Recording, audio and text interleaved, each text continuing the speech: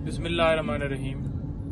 High court के अहकामात की रोशनी में आज हमने इमरान खान साहब से मुलाकात करने के लिए पूरी कोशिश की।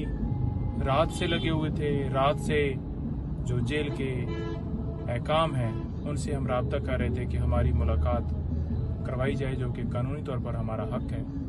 खान साहब से पावर ऑफ अटॉर्नी साइन करवाने हैं और उनसे केसेस के हवाले से इंस्ट्रक्शंस लेनी है, जो कि कानूनी तौर पर हमारा हक है। लेकिन शायद वो पिछली प्रेस कॉन्फ्रेंस की वजह से आज जो है हमें इजाज़त नहीं दी गई, बल्कि सिर्फ ये कहा गया कि बीबी साहिबा को अलाउ है और आप नहीं मिल सकते, आप अगले हफ्ते आइएगा।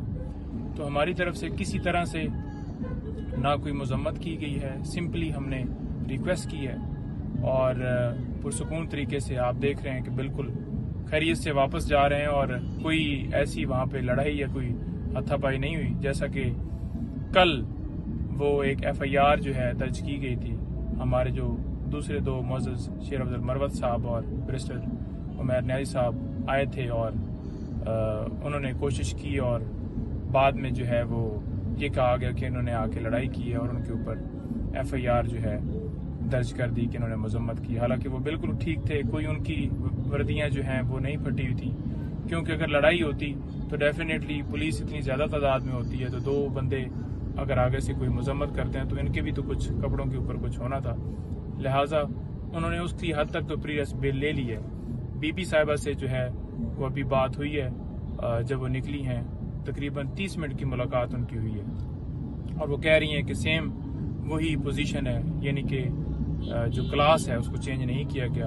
इतना उन्होंने पैगाम दिया है। बाकी उन्होंने कहा है कि ठीक है, आप सिंपली ये बता दें। लीगल टीम की आज मुलाकात नहीं हुई, हम इंशाल्लाह दोबारा जो है वो कोशिश करेंगे। देखिए, इस्लामाबाद हाई कोर्ट ने जो ऑर्डर दिए उस पर कंप्लाइंस करवाना, उसका हुक्म मानना जेल हकाम की ड्यूटी थी, जो कि नहीं माना गया। इस बाबत हम कल इस्लामाबाद हाई कोर्ट से रुजू करेंगे और जेल हकाम के खिलाफ तौहीन अदालत की कार्रवाई करवाएंगे। देखें, इमरान खान साहब से लीगल टीम की मुलाकात ना करवाना, तो ये बहुत सारा हमें शक होने लगता है कि जो जैसा इमरान खान साहब के साथ जेल में गैर इंसानी सलूक किया जा रहा है, किस तरह उनको एक सेल में रखा जा रहा है कि शायद उस तरह के सेल में दहशत गर्दों को भी नहीं रखा जाता। तो ये साबिक वज़ीर आज़म है, 27 साल उन्होंने इस मुल्क के लिए रूल ऑफ लॉ के लिए जो उन्होंने कुर्बानियां दी हैं। तो ये सोचना चाहिए अदालतों को भी कि किस तरह उनके अहकामात को हवा में उड़ा दिए जाते हैं।